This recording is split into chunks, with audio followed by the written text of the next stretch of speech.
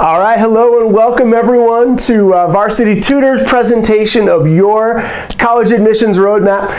Excited that you've joined us, and I will say that anytime you do a live session, it usually takes people a second to click in, so I'll give it a slightly slow ramp up here to get everybody to join us, but I'm excited that you're choosing to spend some of your Thursday with us, and we promise it'll be full of action-packed value as you think about wherever you are in the college admissions process, whether you're a parent or a student, whether you're a freshman or a senior, or anywhere in between. We've got information that should be really valuable, should help make your road to college a relatively smooth one. I don't know that we necessarily want to speed it up. I was going to say maybe we make your roadmap the Autobahn instead of a windy road. You don't want to go faster. Enjoy your high school years. However, we do want to make it as smooth as possible for you. No bumps, no speed traps, or anything like that. So let's get started. One goal for these is let's keep it interactive. I've got a trusty TA, Eric Forster, who I'll give an intro to me and an intro to him. He's going to help man the chat a little bit in case it gets a little bit too busy. And if anything super important he thinks that I may have missed that's good for everybody, he's got a back channel toward me here. I want to know, where's everybody joining us from? A little bit about me. My name's Brian. I'm a longtime SAT, ACT, GMAT, and GRE instructor. And I've actually done a bunch of recruitment events with University of California, Berkeley's campus, with Trinity College in Dublin, with the University of Pennsylvania. They've got a grad school campus in San Francisco. So I've been involved in quite a few recruitment events for admissions offices. So that's where I get kind of my street cred to be able to talk about some of these. Where are you guys coming from? Just really interested in seeing. Anytime we get to go live on YouTube, it's really exciting for me because we usually get people from all across the country, sometimes all around the world. I was doing a YouTube session on one of the grad school tests, the GMAT yesterday, had people from 4 continents in there. So awesome. Okay, we've got Texas represented right now. I'm in Southern California right now where we're kind of getting our first heat wave, so apologies if you see a little bead of sweat every now and then. Awesome. We got the British Islands, we got Chicago, we got Austin, more California. Awesome, Kenny. That's I think, and it's cool that everybody's from. We've got Kenya here. That's awesome. That's okay. Multiple continents. That's beautiful and really exciting. Florida, thank you guys, wherever you're joining us from, New York, wherever you're joining us from, I'm really glad you did, and I want to make it really valuable for you. Let me ask this. We're going to talk about getting into college, your college roadmap, as we talk about where we're coming from, some of the, quote-unquote experts helping you out tonight. Where do you guys want to go to school? I was lucky enough to go to what I consider, I'm biased having gone there, the greatest university in the world, University of Michigan. A couple feet to my right here is a autographed football jersey by one of my heroes, Tom Brady. We actually went to school together, which gives you a little insight into my age. The teaching assistant, Eric Forster, who's on the chat here, is going to be helping out if the chat moves a little bit too fast. He went to the Michigan of Massachusetts, Harvard, so he's got some great insight into getting into pretty good schools too. So cool. We got NYU, UCLA, Georgia Tech, UCLA. A lot of UCLA's in here. That's pretty cool. So very awesome. That's not too far from where I'm at right here. So Eric, everything's a matter of opinion, right? Northwestern, it's a great school. I got a sister in Chicago. It was pretty close to Northwestern. So cool. More UCLA, William and Mary. I've got a friend that went to William and Mary. It's a great school. So all kinds of really good options out here. One other thing before we get off to the races, should mention, subscribe to this YouTube channel while you're here. Whether you find this really valuable and want more of it, or whether you're kind of like, it's helpful, but I really could use more information. Either way, we've got a back to school series coming up all summer into fall with all kinds of things. Eric's actually going to host a SAT crunch time, what to do when you've only got a couple cracks at the SAT left and you're feeling a little bit of stress in a couple weeks. So subscribe to our channel. We'd love to see you back here even more frequently. And great school list, like Eric said there. One more question for you before we get too far underway. How many people are students here, and how many people are parents? Just to get a little bit of intel on who we're talking to here. Sounds like just from the cheerfulness and ease of use of YouTube comments, I think I've heard from a lot of students already, but come one, come all. We're glad to hear you either way. Awesome. Students, man, that's cool. You guys spending some of your summer vacation getting ready, think about college. So if the students have it thus far, I guess you guys are used to consuming YouTube maybe a little more than the parents. So awesome. We got parents. Very cool. Good.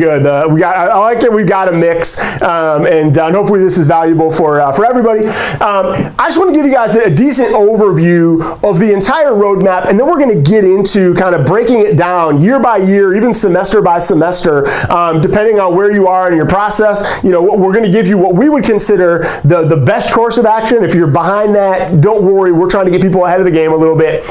In 9th and 10th grade, the real themes for you should be rigorous academics and involvement in a lot of activities. Your goals in those cases, hey, challenge yourself with classes. One of the things, I was talking to a Princeton admissions officer last night. We happened to be in a meeting, I guess late afternoon, and she was even stressing. She's like, oh, you're doing the roadmap thing coming up. Like, hey, one thing students don't know enough about is you've got two types of grade point average. You've got your unweighted grade point average and your weighted grade point average. Weighted takes into account the rigor of your classes, and she was saying, hey, at least at a school like Princeton, and you guys have some really elite schools on your list, at least at those schools, they really do look at that weighted. They don't want anybody padding their stats. I remember when I was in high school, I remember thinking like, hey, if I take this extra kind of easy class, it's an easy A, I pad my stats, I can get closer to a 4.0 and feel great. And she was the one saying like, no, we care about rigorous academics. So early on in your academic career, take hard classes and challenge yourselves.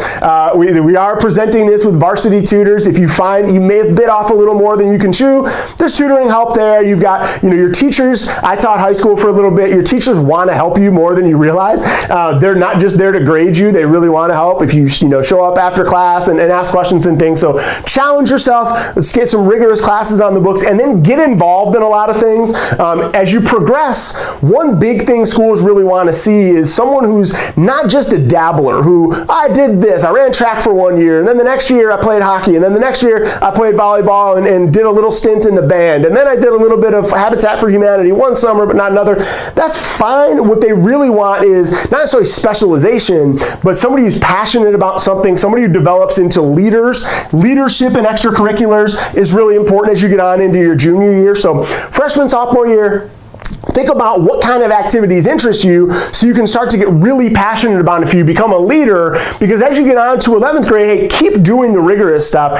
11th grade is big for tests. So the theme as you get there, tests and leadership. By 11th grade, you want to be taking seriously the SAT and or ACT and kind of get some scores on record there. If you're behind that, there are multiple administrations into your senior year, but it's a good idea to at least be taking them junior year. You should be taking some AP classes to help your parents out a little bit with credits, or yourself out, your student loans, your future self out by paying for some of those credits by getting AP credits that count toward graduation, fewer credit hours you have to pay for, more exciting freshman year of college curriculum because you have fewer prereqs you need to get out of the way. So between ACT and SAT, AP exams, you're gonna have a busy testing year your junior year, because first semester of senior year is just time to apply. That's when you've got to write the essays, fill out the forms, make sure you're kind of hounding the teachers and guidance counselors who are writing your letters of recommendation.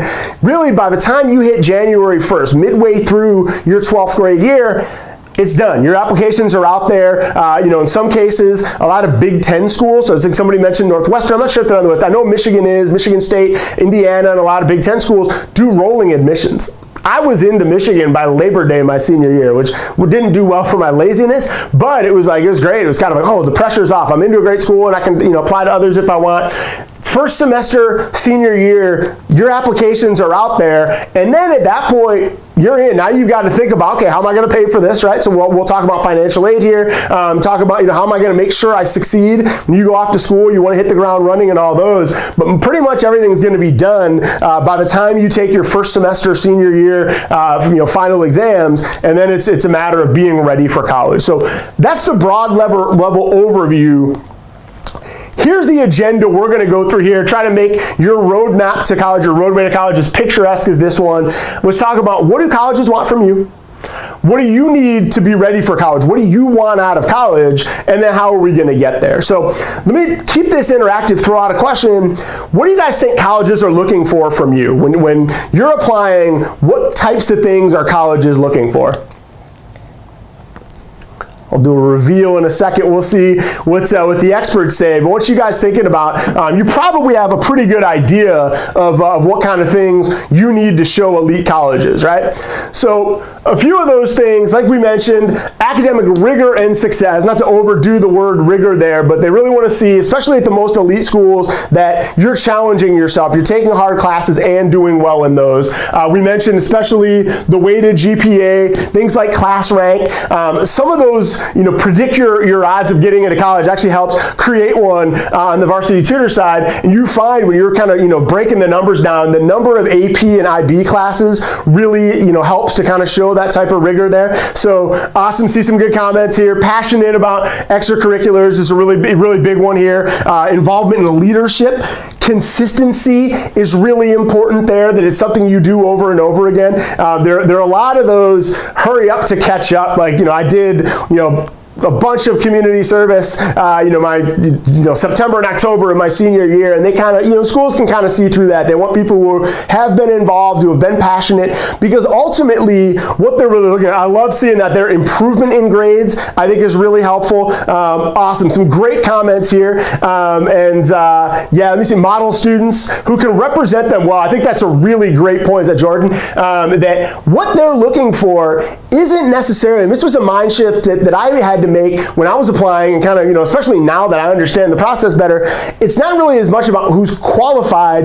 They want admissions officers, their job is make the school better, right? And so here's that, will you raise the bar? It's kind of, can you be a cultural fit? Do they look at you and say, yeah, this person will succeed here because, they're really interested in our majors. If you're applying to, say, Middlebury, right, it's a really small school, great in foreign languages. Are you somebody who's going to, to really appreciate that campus lifestyle and get the most out of it? Or is it just sort of, hey, I'm going down the list of Northeast private schools that are highly ranked and I'm doing all of them? They want to see, are you going to culturally fit with the school? Or are you going to contribute to the campus culture? Be a leader in some organizations, be a participant, make your classmates' lives better for you being there, and will you raise the bar? One of my bosses here at Varsity Tutors was an early on leader at Amazon. He says the goal at Amazon always in hiring was, will this person be in the top 50% of our employees? Will they raise our weighted average? Does every hire make us better than we currently are? In a way, schools are thinking about that. So things like, are you a model student? Are you involved in a lot of things? Any of those types of things. They just want people to continually make the campus better. And they want to make sure they're hiring, I should say, accepting people who are going to help them, people who will succeed in classes there. So that's what a lot of things are going. Class rank. Somebody asked, does class rank matter? I didn't underline it quite as well. It's class rank. I should also add to that. It's class rank, and they know kind of the usual suspects of schools that people apply from. And so, they'll kind of know, is this a really challenging high school? And hey, you're in the top 20%, but man, at a school like, Oaks Christian here in Los Angeles or something like that, that's a really high ranking versus, okay, you're in the top 10% of a school if it's not really known for academic excellence. So it's class rank, and then they also have a way to be able to, they know which schools are the most competitive, the hardest to stand out in. So really good question there. Thank you. Well, so this is in general what schools want out of you. Again, their job is less to choose who's deserving, more to choose who's going to thrive on campus, who's going to make campus a better place. And a lot of that has to do with being deserving. If you're a deserving person, you've exemplified all those types of things, your academic career. Those are the kinds of things that they're looking for. That's what schools want out of you. And we're going to talk about how do we make sure that you've got a resume or an application that shows that. Now, what do you want out of school? I think that you guys know, well, you've probably seen Bohemian. It's an old album, but Bohemian Rhapsody, I think it's an Apple commercial now, is the I want. I think you want it all, right? You deserve a college experience that's amazing, right? I think you talk to, the college grads in this room. I know me and Eric, probably a lot of the parents in here, most people feel really passionate about the school they went to because it's, it's the ability to really choose. Like, hey, I get to map out my future. So things you should be thinking about is, what kind of campus environment do you want? Like in this room, how many people are saying, hey, the bigger of a school, I know we got some people talking about UCLA is one, that's a really big school. NYU, somebody mentioned, that's a big city campus where you're kind of in the middle of all of it. Whereas there's some others that may be a little bit smaller that people would want. Think about that. Do you know what kind of environment you might thrive in? For me, my high school was 5,000 students. So when I was looking at schools that are even smaller than that, it kind of felt like, geez, I don't know, do I really want that? I kind of had already had a pretty good taste of a big school, so I wanted a big school with lots of opportunities. But think about for you, some people realize like, hey, I need individual attention. I kind of learned that about myself at one point. I'm like, hey, if professors don't know my name, I might not be as motivated as I was in high school. So think about those kind of things. Think about what you want to major in, right? What kind of schools have your major? I had a lot of friends that were kind of looking at schools like, well, I want to do this, but this school doesn't really do it, right? University of Michigan, one thought I'd had early was, journalism. And it's like, well, they don't really have a journalism major, but they also have a newspaper that a lot of top journalists come out of. So maybe that's something you can do. But so research that, like, does this school even do what you want it to do? Then also think about not just prestige, but alumni network is a pretty big one. Where you go to school, there are probably 30 to 50 schools that will give you a job pretty much anywhere, right? So our friend Eric here went to Harvard. There aren't very many people in the world who don't know what Harvard is. Whereas there are other really elite schools. I had a cousin go to Worcester Polytechnic Institute, and in the Northeast, people really know it, whereas on the West Coast, people might not know it as much. They know Cal Poly, obviously Caltech and some of those. So think a little bit about like, hey, I want to go away for college, but do I want to stay there? Does my name brand travel? Is there an alumni network in the areas I want to work in and the careers I want to work in? So think about all those kind of things. Question came back on from the previous, do colleges do in-person interviews? Yes, a lot of them do. You can check and see, very often they have alumni who will do in-person interviews in your area, so that doesn't always mean that you have to travel to campus. It actually usually doesn't mean you necessarily have to pay for a trip to campus to be able to do that, but there's an alumni network that will interview, and that's actually a decent sign if there are alumni that are interviewing in your area that, okay, that if I want to come back home after 4 years, I will be able to get a job there. So definitely, good question there. Another thing you want is the ability to pay for it. As I'm excited about my college choice, one of the reasons I liked it was in-state tuition. So, compared to other schools I was looking at, it was way more cost-effective and still pretty exciting. We're going to talk a little bit later about when you can start applying for financial aid, when you should start researching scholarships and grants, because you're going to want to make sure you give yourself an opportunity there. AP classes a lot of times mean that you're paying for slightly fewer credit hours, or not that you want to rush through college, but maybe you can finish a semester earlier or not have to take an extra semester because you hit all of those prereqs early. And then ultimately, I think this is important. You want as low stress of an application process as possible, right? Because how many students in the room right now kind of like high school? Are kind of like, no, I'm enjoying myself. I remember for me, it was like the end of senior year, it was kind of sad in a way. It was like, I love that I'm graduating, but at the same time, like, oh, I like it here. You want to be able to enjoy being, a teenager, enjoy, prom season, homecoming season, athletics that you're involved in, competitions for the bands, and whatever else you're involved in. Like, you want to enjoy all that. And so you want it to be low stress. You want confidence, like, hey, I'm going to get into a school that I'll be very happy going to. And so I don't need to stress and sweat out every decision. Even you've got a safety school there. Your safety schools are actually pretty good schools. You want to have your deadlines met in advance, so it's not that 11th hour. I had kind of a tangential story. My wife was applying to a graduate school, and the night before her application was due, she heard from one of her recommenders that they had kind of had a little bit of a breakdown, quit their job, moved out of state, and weren't going to be able to help. And it was like, this is the night before. Like, what, you can't apply tomorrow without a recommender. We're calling people late into the night that may be able to, knew her professionally to give a recommendation. You don't want that story. Trust me, it was a pretty stressful night at our house. You want to make sure that you're in a position to hit all those deadlines in advance. Especially things like rolling admissions, you're in good shape there. So that's kind of a low stress application process. You want a college that you're thrilled about. You want the ability to pay for it and do well there also. And then you want to make sure that application season is as low stress as possible. So next, let's talk about how we're going to get there. quick break the fourth wall kind of a thing. I'm looking at your comments on a laptop under the camera. The screensaver just went on, so real quick, sorry about that. We may want to make sure I get to see what you guys are saying. I'm gonna have to do that once or twice through here. Here's a high-level overview. Let's work back from the critical, most important deadlines. If you want to screenshot this, I'll stand here and smile so it makes for kind of a good picture. January of 12th grade, pretty much January 1st of your senior year, that's when applications are due. And so you want to make sure you're absolutely ready by then, and probably in advance, because what is January 1st? It's New Year's. You may want to have some fun on New Year's Eve. You're going to be off of school probably for a couple weeks there. You may want to do some traveling and enjoy yourself. You know, January 1st really means have your applications ready to send, absent maybe one or two, proofreads by, an English teacher or a friend who's good at those kinds of things, in the last week of December or so. So January 12th grade, it's kind of all over by then. Some deadlines go into February, but the vast majority of schools, January 1st is when they're due, and then you'll know by about March all the schools that you got into, got waitlisted at, and weren't able to get into, so you can start making decisions. That means your last chance SAT, ACT is generally the first weekend or two of December, that kind of first part of December, which also means that you've got to register for them by early November. So that's really critical. If you don't have a score that you think can get you into your schools, you got to register in November, take it in December. At that point, I'd probably take both of them. Usually they're on back-to-back weekends. So be ready for those.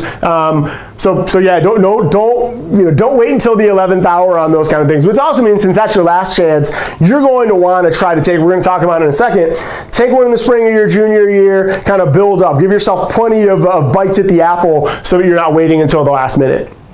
November of 12th grade, early action and early decision applications are due, and there are two ways to allow people to apply early. Early decision is generally legally binding. If you apply early decision and get in, you have to go there. Schools love that deadline because it allows them to kind of determine, hey, we've got a lot of people that will fill our class early. One thing that schools don't want to do is, invite all the greatest students to attend there and then have them go other places, and now they don't have a class. It's May and they don't really have enough students. They want the tuition money. They want classes to be full so they can offer all kinds of classes and things. So early decision, because it's binding, it allows them to say, hey, 10% of our class is done with people who are definitely coming here. Now, we kind of know what we're up against in filling our class the rest of the way. Early action isn't binding. You'll be able to tell at schools which one they have available for you. Those are generally November 1st to 15th. And so for those, you don't have that last chance SAT, ACT opportunity available to you. That one you kind of have to submit. Here's a really important one for you. October of 12th grade, usually October 1st, the FAFSA, which is federal financial aid, that application opens. Some states, we got to slide on a little bit later, some states actually have first come, first serve federal financial aid programs, which means if you're in on October 2nd or 3rd, you got a way better shot at getting a kind of package you want than if you're not in until January, something like that. And so pays to be early on the FAFSA. That first semester of senior year is a pretty busy one with applications and financial aid, but your future self will thank you. So this is kind of a look at the finish line. Now, let's take a walk all the way back. Let me ask you guys this. How many people here are going into 9th or 10th grade? Do we have many underclassmen here?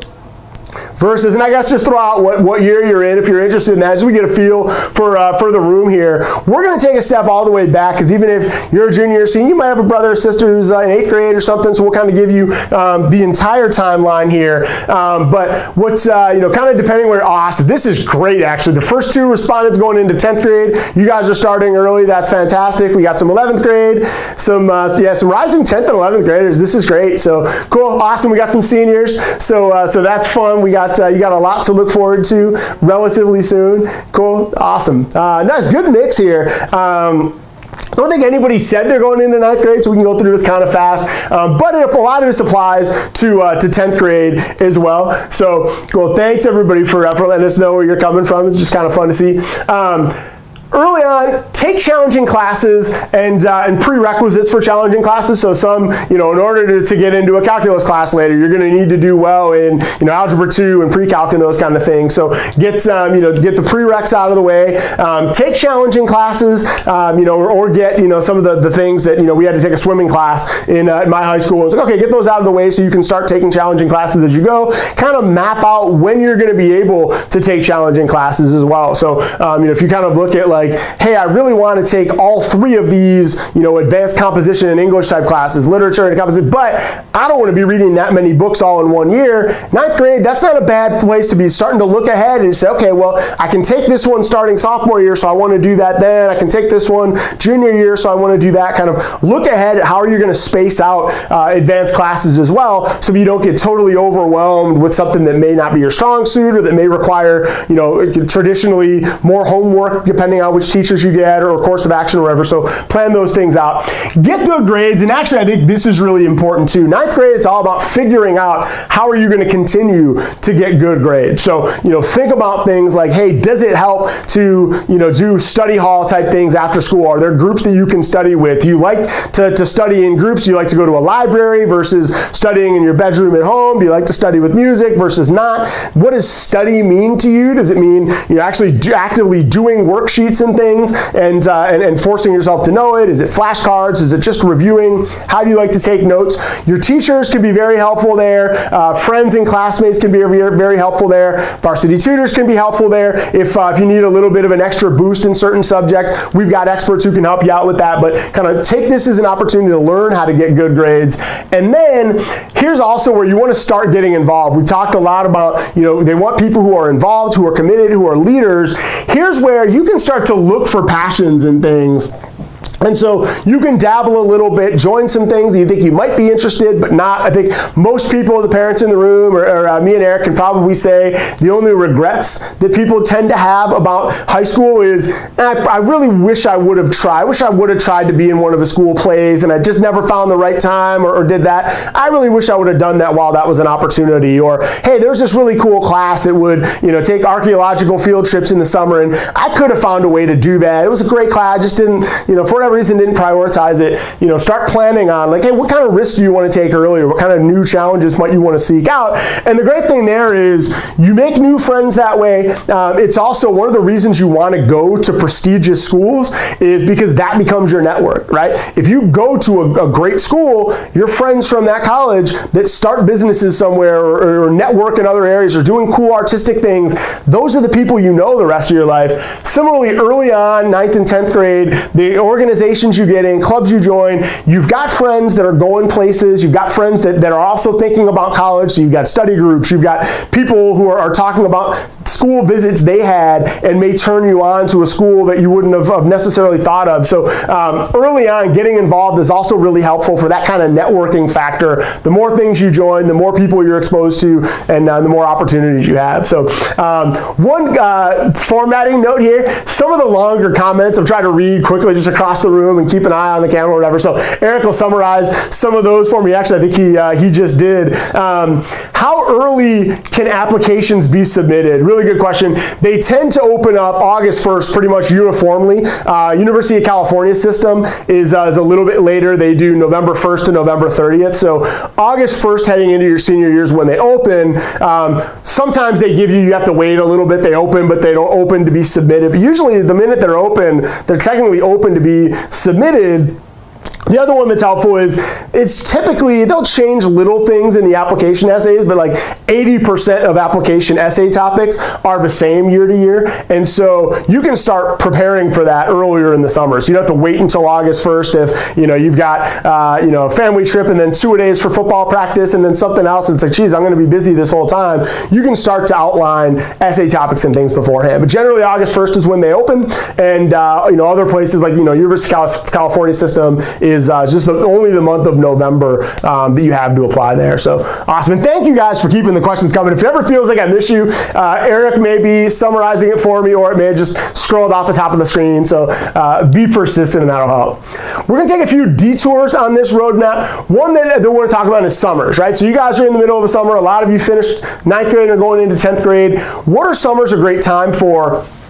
getting involved in things, it's not just school activities that they'll look at. So they're not only looking at what did you do specifically in high school, they're looking mostly at what did you do in your high school years, but you can get involved in all kinds of organizations and community service organizations, church organizations, local leadership organizations, young business organizations, internships, research opportunities. There are lots of things you can do when you have time in the summer that you didn't necessarily have during the school year, so getting involved is important. It's also a great opportunity to show leadership, right? If you go to a big high school, like maybe I did, hey, there's only one school president. There's only one president of the National Honor Society. There's only one to three captains of the football team or the debate team or lacrosse team or whatever it might be. But the more things you're involved in, maybe outside of school, then you've got more opportunities for leadership. Academic rigor, like I mentioned, you can get involved in research projects. Community colleges will let you take some classes there. If you find that, hey, I've got a really rough summer coming up or semester coming up, and this particular subject has always scared me. Summer school, you may get some more attention. It may be a little bit more laid back and easy to do. That's kind of a trick a lot of people use in college as well, as using summer there. So you can add some academic rigor there. There's some cool programs at a lot of universities that'll let you get started with some things that have things for high school students. You can add that. And ultimately, it's a time to pursue standout factors. How are you going to stand out among other applicants? You can do a lot of things in the summer where if you've got a really competitive high school or it's just a really busy schedule for you, in the summer, leadership, research, academic rigor, all those things, all kind of combine to be where are you going to stand out a little bit among your peers. Cool. So, awesome. Actually, I like seeing Eric's name on some of these questions. Specific gets me off the hook a little bit. Let me pause for just a second. Is this helpful so far? Keep the questions coming. We may get to some of them on future slides. Eric's around to help if I get a little bit bogged down or just am talking too much. But it's good. I love seeing all the interaction. So keep it coming for sure. 10th grade. So a lot of you are going into 10th grade. Some of you just finished 10th grade, so some of this may make sense to you. Number one is just continue being awesome, right? Keep taking hard classes, challenging yourself. Keep getting good grades. One other little trick I like to say, just again, having taught high school is, one great trick for getting good grades is be nice to your teachers, right? Nobody wants to necessarily be the teacher's pet, but say hello when you pass them in the hallway, say good morning when you walk into class, something like that. Kind of learn how to get good grades. Ask for extra credit opportunities if you feel like you might be falling behind or something like that. So continue being awesome, challenge yourself, get good grades, all those kind of things. Here's where this is going to start to be important. A big question people ask is, do I need to take SAT subject tests? And the answer is usually yes. If you're applying to prestigious schools, the list everybody gave here earlier means a lot of you have your eyes on prestigious schools. They almost always want a certain number, just a handful, as few as one or two, maybe as many as 3 or 4 SAT subject tests. The key is take them along with the classes. If you're taking a class sophomore year that has an AP test at the end of it or an SAT subject test at the end of it, take the test then. You don't have to wait until you're ready to apply to college to take anything with SAT on it. If you're in advanced math classes and you want to take an SAT math subject test early on, even sophomore year, that's great. Get it out of the way, get your score on record. So whenever you're taking classes that you're thriving in, take the SAT subject in it. You might as well, right? And those typically are in May. AP tests, any AP courses you take, I think a lot of schools let you start taking them as early as sophomore year. Take those tests at the end. That'll look good on your applications. It'll also give you some college credits to advance with. This one here, I'm going to say is slightly optional. Take the PSAT sophomore year. It's the one you take the fall of your junior year that counts toward National Merit Scholar recommendations. But standardized test scores, love them or hate them, or for better or for worse, they are an important part of your college application. It's that whole idea of it's standardized means it's standard across everyone. So it's not like, well, you did well in physics because you had an easy teacher, whereas somebody else had a really challenging teacher, didn't do as well. The test is the same for everyone. And so the sooner you start taking those tests, get a baseline on kind of knowing where you need to improve, what the tests look like and all that. Take the PSAT in October. It's just, it's an easy thing to do to get yourself familiar there. So it's a decent recommendation, not an absolute, but a decent recommendation. And then this I think is absolutely important. is 10th grade, you want to start looking into colleges. There'll be college fairs at your school or in your neighborhood. You'll be able to research a little bit. You'll have friends that are a little bit older that are looking into colleges. Ask them, how are you making your decision? Where have you visited? Oh, you went to some schools out of state. How did you choose those? Think about what matters to you a little bit early on, because that summer between sophomore and junior year is a great time to make some class visits. After your junior year, you want to start, be ready to kind of narrow your list a little bit. Sophomore year and that summer right after is a great time to just explore a little bit. Just start getting yourself familiar with, hey, if I have some time over spring break, where might I want to visit? Or next summer, where might I want to visit? What kind of things are important to me? Researching colleges, it's not an absolute, but it's really helpful if you start thinking about it sophomore year, because time moves pretty quickly if you're not taking advantage of these opportunities now. So sophomore year, these are some things I know a lot of you are going into 10th grade that you should be looking at.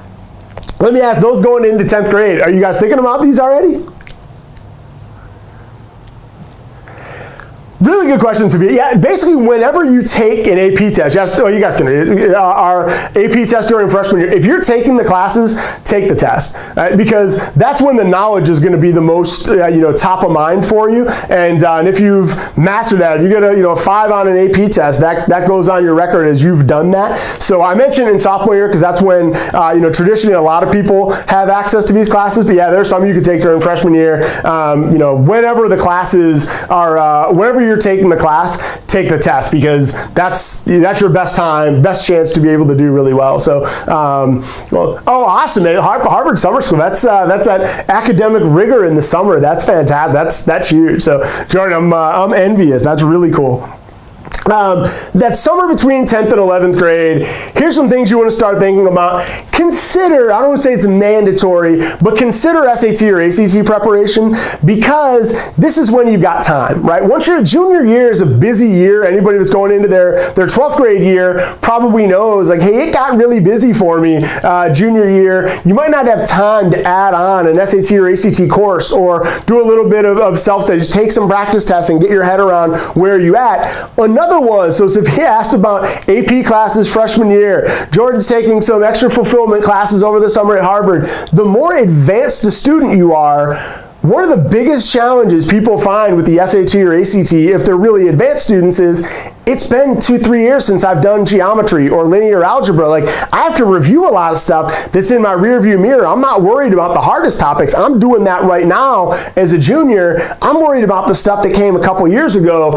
SAT, ACT preparation that summer allows you, without a whole bunch of other commitments, to start thinking about, where are you going to need to review a little bit? Or, hey, is it worth, am I ready to go? Should I just take it in the fall of my junior year and get it out of the way and, and have a score that I'm happy with? It's not a bad time to start thinking about that. So that's oh God, sidetrack. I get so distracted by the chat there.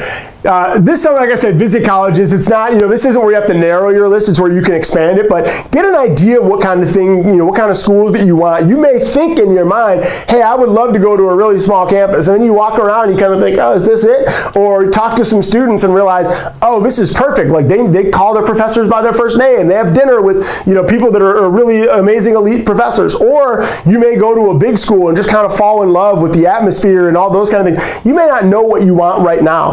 You can, sit in on some classes or talk to some professors and admissions people. This summer is kind of a good opportunity to get a feel for what you want, so you can do a little more research and narrow your list. And then here, get involved. If you're going to volunteer, now's kind of a time to do it. Like I said, schools know when you're doing that hurry and catch up type community service is all loaded into your senior year. They can kind of see through that. If you want to get involved in some things, if you think community service or volunteerism is going to be an important part of you as a candidate, make sure you're committing to some things this summer between 10th and 11th grade, so you don't kind of have that it's like the resume, the book report was due on Wednesday, so she read the book Tuesday night. She did all of her involvement, the summer before senior year. Schools can see through that. So this is a pretty important summer to really start thinking about all those things. I think it's a lot of fun. Visiting colleges was, we did some family road trips out of it, and it was a lot of fun. So you can enjoy it. Don't think of it as work. It's a cool opportunity to collect some college sweatshirts and hats and, just kind of see what's out there in the world. So, so that's a pretty fun summer there. Let's take another detour. We'll pop off of the grind of kind of every semester, every year type thing. I want to talk about some research tools. We say, hey, you should be thinking about what do you want in a school? You should be taking school visits. You should be doing all those. How do you do that from where you're sitting right now? Couple resources we've found really helpful. Collegefactual.com is a great place that just has a lot of data about schools. You can compare schools. You can put in some input fields, and it will spit out schools that might give you something like that. You can put in a couple school names and be able to figure out kind of, hey, how do they compare against each other, or what other schools are similar to them. I had that thing happen where the screensaver went on, sorry. And so, so this is an opportunity to just sort of research, see what's out there. Uvisit.com is really cool. They do virtual campus tours. So if you don't have the time, money, transportation to get to a lot of the schools you want to visit, uvisit.com gives you some pretty cool looks at what do the school campuses look like. What kind of things do they want you to know? It's almost like, it's like taking an official admissions tour, but from your laptop or even your phone. And then the College Board, which is the company that puts on the SAT, they've got a website that's great to help you keep organized, to do some other research like College Factual, make sure you're kind of staying organized with deadlines and those kind of things, and that's a really helpful one. On college visits, when you go to campuses, make sure, one really big thing is get on their radar, right? When you visit, make sure you sign the logbook, make sure you talk to someone there. Reason for that is the wait list I'm going to get to this later, I'm jumping ahead of myself here. The wait list isn't a list. It's not like, hey, you're number 1 on the wait list, you're number 30 on the wait list, she's number 40 on the wait list, he's number 600 on the wait list. It's not like when you're putting your name in at a restaurant where it's just top to bottom. It's more like a waiting room. It's like, hey, who's closest to the door? When schools go to the wait list, that means that they accepted as enough people that they thought would fill their class, and it didn't. Other people got more scholarship money somewhere else, or decided they had a better fit somewhere else, or decided to take a gap year or something like that. It's like, hey, we've got spots that we need to fill. Otherwise, these dorm rooms are empty. These tuition money goes uncollected. These classes don't have as many people in them. We may have to cancel some sections, and these professors don't get a chance to teach whatever it is. So when you're on a wait list, they want to know, is this somebody who's going to come? If we call, is she going to pick up the phone and say, yes, here's my deposit, I'm going? So get on the radar early. It also helps just with regular admissions, not even wait lists. Like, they want to know if you're the kind of person that wants to go there. They're thinking about not just accepting the best candidates, they're talking about who's really going to thrive and go here. If you're on their radar, that's really helpful. They'll also, admissions officers, kind of a well-kept secret, I guess, is they want to talk to you. Their job is to get people to be interested in the school, and so they'll point you in the right direction a lot of places. So that means take the official tours. They'll let you sometimes stay on campus, join classes, and get a lot out of it. So on campus visits, don't just walk around campus, go to the bookstore, get a sweatshirt, call it a day. Instead, get on their radar, register, set it up in advance, and they can help you get the most out of your experience. Cool. So one question we had pop up here was, how do I manage my time so I don't get burned out? And I think that's pretty important. Google Calendar, some of the project management software tools like Trello is one that we use a decent amount at Varsity Tutors, just kind of seeing these are the things I need to get done. You can assign yourself deadlines. That can help you stay a little bit organized. Not getting burned out, I think part of it is just make sure you realize that it's fun also. It's not, it doesn't have to all be a chore. Visiting school should be kind of fun. People like talking about themselves. You can probably see I kind of do a little bit. So your essays can be a little bit fun to at least get started with, of what do I want to do with my life? So try to see some of the fun in it and kind of that light at the end of a tunnel. Hopefully those suggestions, Eric, I don't know if you've got more to add to that. That's a pretty good question. We may spend a little more time on in there as well. 11th grade, we're going to start to get even more serious here. Now, the heat's kind of on. Now you've got some deadlines. Everything to this point, optional but suggested, really. 11th grade in October, the PSAT gives you the opportunity for national merit scholarships. And here's what you guys heard the phrase, she's playing chess while everybody else is playing checkers kind of a thing. Here, the PSAT, most people taking it their junior year don't study for it. They just kind of show up. It's like, oh, it's a pre-SAT. And so I'll take it that way. If you put a little bit of time into it, it's a lower competitive bar than it will be on tests where you know everybody's preparing for it. It's actually, I want to say easy to get National Merit Scholarships, but it's probably easier than you think because it's like running a race where not everybody realizes they're running. Some people are just kind of like, oh, I guess we're jogging in that direction, where hey, it's a race and this is the finish line, this is where I want to peak. So take that one. National Merit Scholarships look good on your resume. You can get some money for it and all that kind of thing. And most people don't know they're competing. Here's where you want to start compiling a list of your schools. Really get serious about, okay, these I'm definitely applying to. Am I competitive? Where's my safety school going to come from? What schools do I like that I know I can get into? What schools do I want to reach? Would I be thrilled to get into? Know what they require. Do they require the SAT or ACT optional essays? If so, you're definitely going to want to take it. Most people are going to apply to at least one school that requires the essays, so you should probably take it. How many subject tests do they need? How many have you taken? How many classes do you have right now that will go toward those? So know what they require, because you're not running out of time, but like you've got some good time now to check those boxes if schools require things that you weren't quite sure.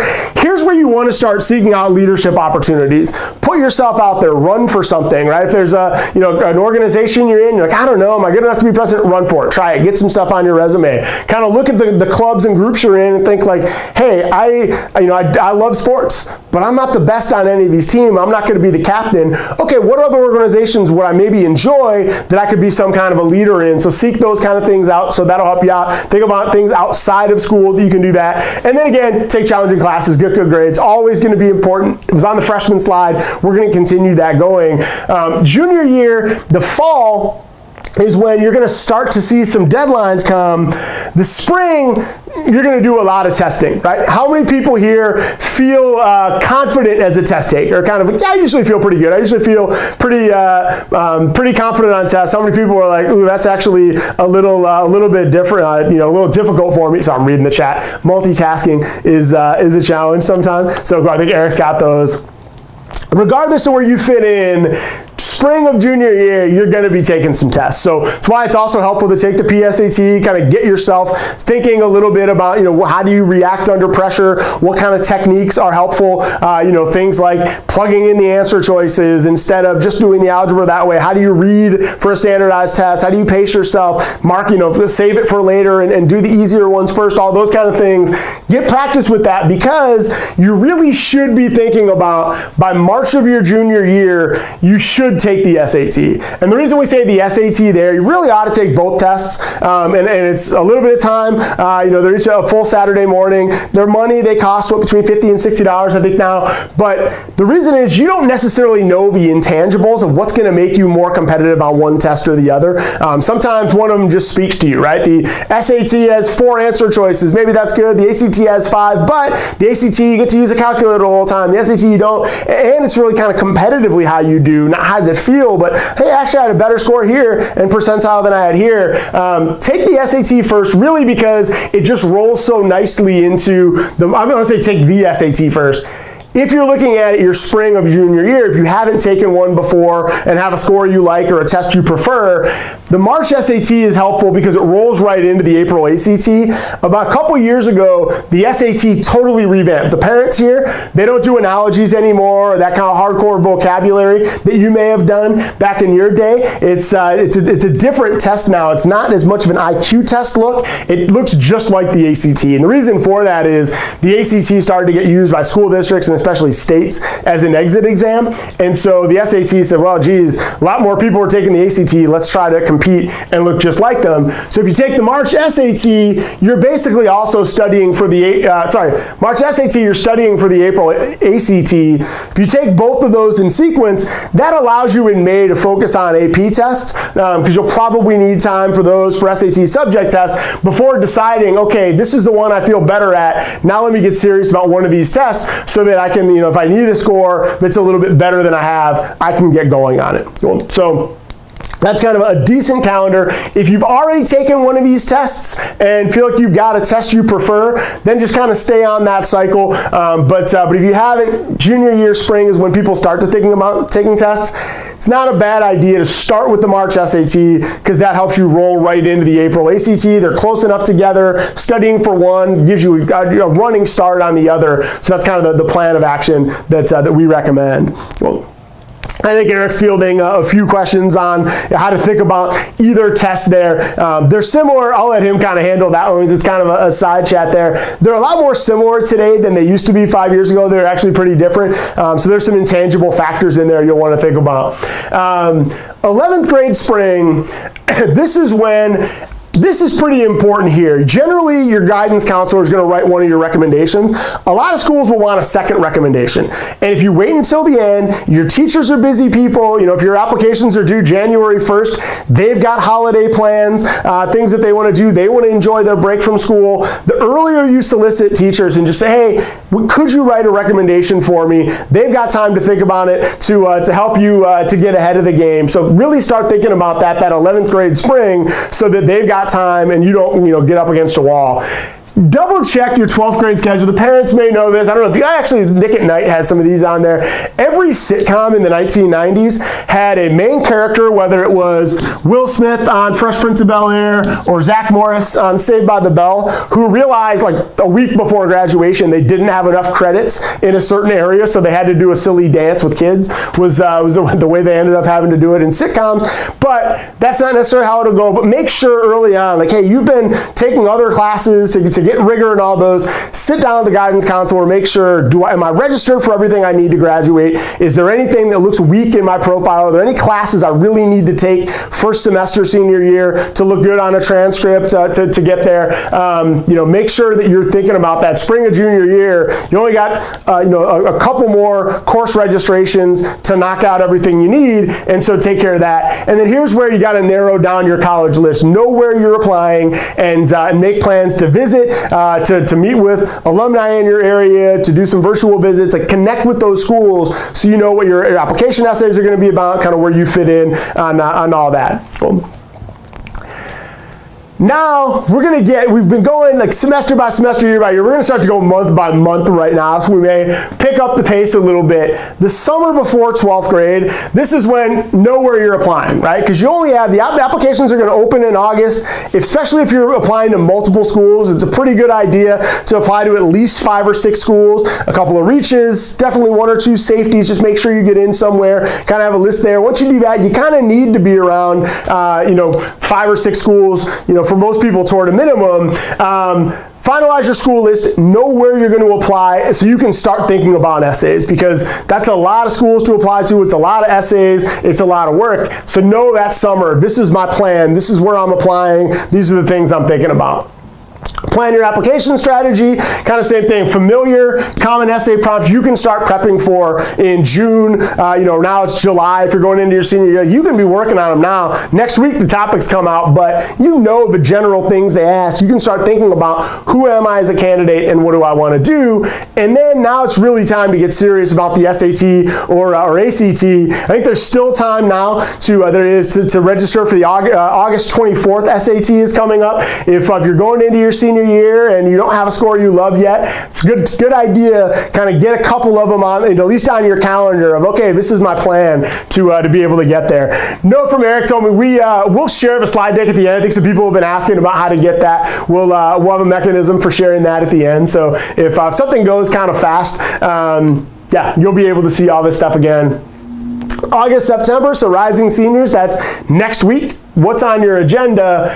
The application's open August 1st. I've said that 1,000 times already, but I think that's important to know. Be ahead of the game. Be ready. Talks about rolling admissions. If you are applying to a school that has rolling admissions, most Big Ten schools are. At least a couple hundred schools nationwide have rolling admissions.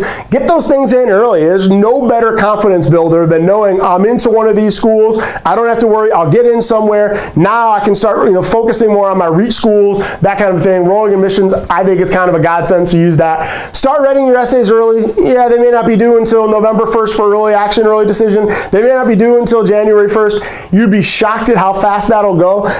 So start writing them now. You'll want to do some drafts, get some eyes on them, all that kind of a thing. So get to work on those. And now, really, if you're going into your senior year, know who your recommenders are now, because if you go to people at the last minute, you may not like what you get. They may have trouble making the deadline. So be really diligent about that at this point.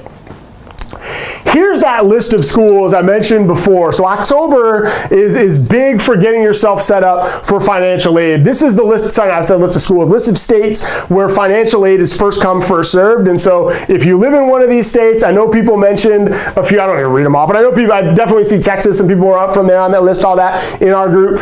Federal financial aid is first come, first served. October 1st, be ready to go with the FAFSA. The CSS profile is another financial aid for more supplemental private financial aid. That opens right around the same time. So October, be thinking about financial aid. Once you've been admitted and are about to go to campus, a lot of scholarships, grants, and things may already be eaten up. And so, some of the federal financial aid, like, be ahead of the game so that you don't get into your dream school and then realize, like, how am I going to do this? Be ahead of the game there.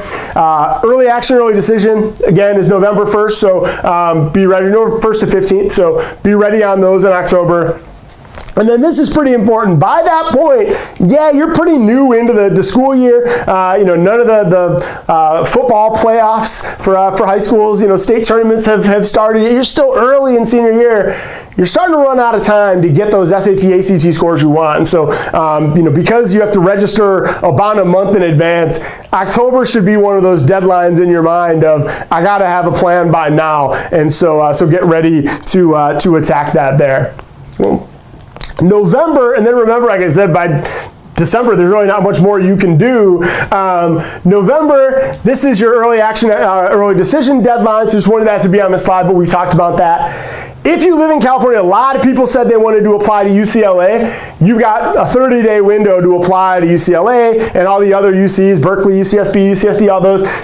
So November 1st to the 30th, you want to hit the ground running November 1st because it's a busy month, Thanksgiving, all those things. It's your last chance to register for those December SAT and ACTs. So if you don't have a score you love, again, if you find you're at a point where you think, like, I'm feeling good about college, except for those tests, start looking ahead at how many opportunities there are left and make sure you're taking them there. And then, of course, you got essays to write. Procrastination is not a good thing at this point because procrastination breeds more procrastination. If you haven't put, I was going to say pen to paper, but it's really finger to keyboard, by November, you're I don't say in trouble is too serious, but you're not going to be thrilled with where you're going there. So then December, that's it. They're due, so get writing, finish writing. Don't get writing, finish writing. If you need to take the SAT and ACT, generally they're back-to-back weekends, early December, so you've got those opportunities now. It's, I would say never is probably too strong. It's now. You can transfer into grade schools if you kind of botch the timeline here. You can take a gap year and try again, but do something serious with it. But this is kind of it. Like December is it. You should be finishing your plan, not starting your plan. The good news is you guys all took time to think going into your 10th grade year for a lot of you, 11th grade year for still a lot of you, and into your senior year. You guys are here right now in July. I don't think this is going to be a problem for you, but kind of think about that right now. December should be a formality because you've put in all the work ahead of time. Second semester, here's what's going on. Decisions are going out usually by March. Like I mentioned, have a waitlist strategy. If you're on a waitlist, again, I was talking to a Princeton admissions officer yesterday, and she was saying, like, people don't realize waitlist is good. That means we would take you. If we had enough seats, we would definitely take you. We think you'll do well here. We just might not have enough seats. So the waitlist means, hey, what are you going to do to stay top of mind with them? Send a letter thanking an admissions officer you interviewed with. Hey, I'm on the waitlist. I really want to thank you for giving me the opportunity. Would really love that. Let me know if there's anything I can do, whatever's there. negotiate financial aid. You may get into 3 or 4 schools and realize one of them gave you a generous financial aid packet, but it's not the one you really want to go to. That one's going to be more expensive. This is an opportunity to say, hey, I've got a couple options here. I would love to come here, but it's expensive. A lot of financial aid from schools, the grants that they would give you, comes out a little bit later after you've negotiated it. So you got a little bit of work to do. I think it's mostly fun work because you're trying to, you kind of know where you stand and you've got just opportunity there. Enrollment decisions usually are around May 1st. You have to let them know if you're getting in. That's also around then is when they're going to start really hammering their waitlist people because they need to fill their class. And then of course you've got AP and SAT subject tests in May. This will be maybe your last chance to add a couple subject tests, and definitely the APs, keep racking up those credits, not just as a money saving thing, but when you get to school, if there's 12, 15 credits worth of classes that you don't have to take because you already took them, then that means that's more electives you get to take. That's more time you get to focus on your major, get a second minor, a double major, or something. Just allows you to get more out of the experience. You're paying good money for college, and the AP tests mean that you're not going to spend a lot of that just kind of taking prerequisite type classes.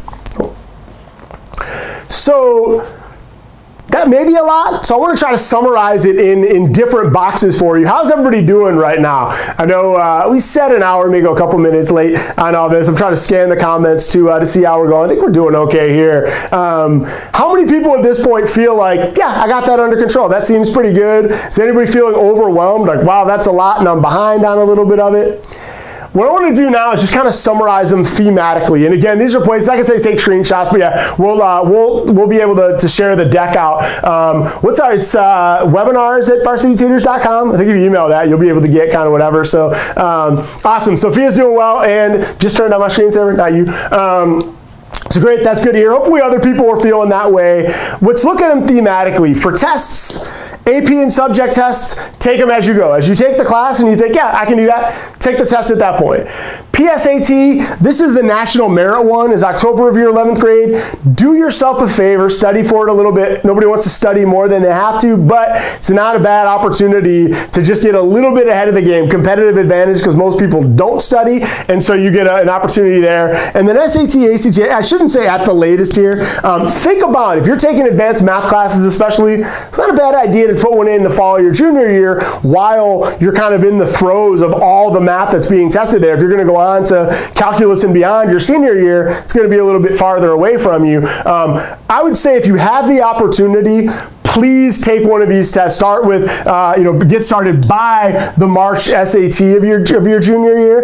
And the reason for that, if you didn't do that, if you're like, hey, I'm going into my senior year and I didn't do that, am I in trouble? Not really. It's just what's great about this is it gives you multiple cracks at it. It means most people test better when it's not like a now or never. There's less pressure on it, right? Like when you do the study guide at home before a final exam, it's a little bit easier because there's no pressure on you. When you're sitting in the final exam, it's a little bit harder. Well, some of that's just there's less pressure. And so there's less pressure if you can take the March SAT and then maybe take a May or June test or an August test because you got time. It's like, hey, if I do well, that's great. I have a great score. If I don't, okay, I may have to take it again. That's not as tough as like, oh, this may be my last shot. So do those. Financial aid, I know a lot of people will be interested in that. Here's your list there. Really, it all comes down to October 1st of your 12th grade year. This one I don't think we mentioned before. Start researching private scholarships by 11th grade. So things like the Coca-Cola scholarship. I know my dad worked for Chrysler when I was in school, and I applied and got a scholarship just through for children of employees. All kinds of private scholarships are out there, but they start giving money away pretty quick. And so if you wait too late, you may not get a chance to apply. So by spring of 11th grade, think about private scholarships because you'll have some opportunities there. So. Awesome. Okay, Eric nailed that one. Yeah, they let you submit your best score, and that's a really important thing to know is that, yeah, taking it early is kind of, let's see how I do, and doing poor if it doesn't hurt you at all. So that's helpful. Yeah, just, there's no SAT or ACT is an all or nothing except for the last one, because then it's like, well, this is the score I have. Take them early, and if you kind of realize, like, ooh, that was harder than I thought, I need to study a little bit more, that's fine. Deadlines by theme. Here's the general flow of your application deadlines. Early action, early decision, and California is November. Everything else is generally January 1st. Some trickle down to February 1st, but that's kind of when everything is due. And then SAT, ACT, we've talked about a lot. No, I think that what's important is you got to register early for them. You can't just say, okay, there's one in December, I'll take it then. It's like, if you haven't registered by second week in November, they don't have an appointment for you, and so you've got to make sure that that you're able to take it. So is a good question. Amy asked an awesome question, Eric. You've got a keyboard at your fingertips. I actually had a couple bookmarks. I don't know why they're not on here, so we could email some of those out. So if Eric doesn't have them handy right now, and if you want some websites for that, shoot us an email, webinars, plural, webinars at varsitytutors.com, and we'll be able to send over some of those lists. So I swear I had some of those on the slides. I know I was looking at like my favorite bookmarks just the other day. So yeah, we'll send some links out that way. Here is, so kind of look at it, you've got your roadmap to college. What are the big milestones or landmarks? Here's a big summary here of the things you should be looking at. Just kind of couple word themes for each period. Freshman, sophomore year, academic rigor and involvement.